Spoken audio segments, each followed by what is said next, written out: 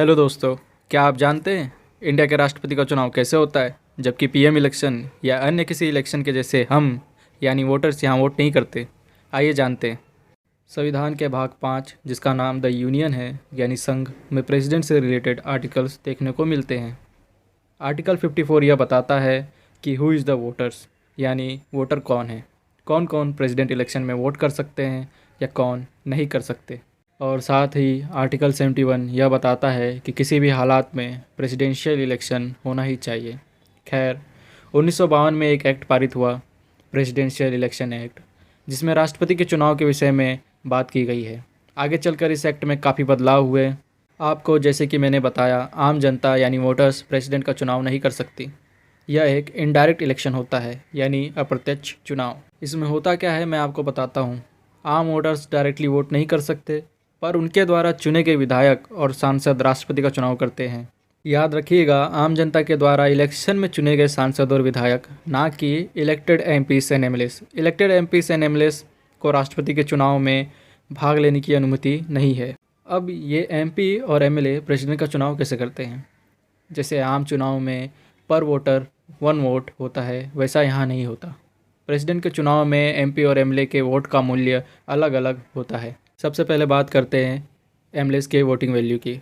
यह कैसे डिसाइड किया जाता है कि किस राज्य के एमएलए की वोट की वैल्यू ज़्यादा रहेगी या किस राज्य के एमएलए की वोट की वैल्यू कम रहेगी। ये डिपेंड होता है हर स्टेट के पॉपुलेशन के ऊपर।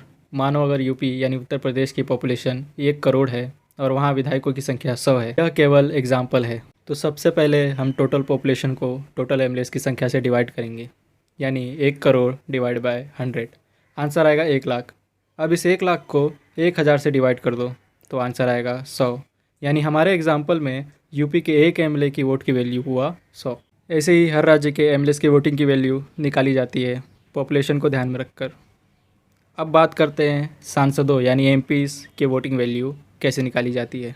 इसके लिए हम भारत के हर राज्य के एमएलएस के वोटिंग वैल्यू का टोटल लेंगे और उसको राज्यसभा और लोकसभा के सांसदों यानी एमपीस के टोटल से डिवाइड कर देंगे। एग्जाम्पल के लिए मानो भारत के सभी एमएलएस के वोटिंग वैल्यू का टोटल है 10 लाख और भारत के राज्यसभा और लोकसभा को मिलाकर सारे एमपीस का टोटल है 1000। तो 10 लाख डिवाइड बाय 1000, आंसर आता है 1000। यह जो 1000 है यह भारत के सभी एमपीस के वोटिंग वैल्यू है पर पर्सन। अब आपको पता चल गया है कि वोटिंग वैल्यू क्या होती है और कैसे कैलकुलेट की जाती है। अब बात रही प्रेसिडेंट को इलेक्शन जीतने के लिए कितने वोट्स चाहिए। बात करें टोटल एमएलए और एमपी के वोटिंग वैल्यू की तो वह है 10,98,882। यह भारत के सभी एमएलएस और एमपीस का टोटल वोटिंग वैल्यू है। किसी भी उम्मीदवार को राष्ट्रपति बनने के लिए कुल 5,49,442 वोट चाहिए होते हैं। जैसे ही कोई उम्मीदवार 5,49,442 वोट पा लेता है वो प्रेसिडेंट बन जाता है। भारत में 25 जुलाई तक राष्ट्रपति चुना जाना चाहिए। यह थी दोस्तों how president elect in India की पूरी जानकारी। हाल ही की बात करूं तो माननीय द्रौपदी मुर्मू जी हमारी राष्ट्रपति बनी हैं। और साथ ही आपको ये भी बात बता दूं कि हमारी दूसरी महिला राष्ट्रपति हैं प्रतिभा पाटिल के बाद। आखिर में एक महत्वपूर्ण बात, कोई भी यूं ही प्रेसिडेंट का इलेक्शन नहीं लड़ सकता। इसका भी एक प्रोसीजर होता है जिसके बारे में हम किसी और वीडियो में बात करेंगे। तब तक के लिए खुश रहिए, सेफ रहिए, बाय बाय।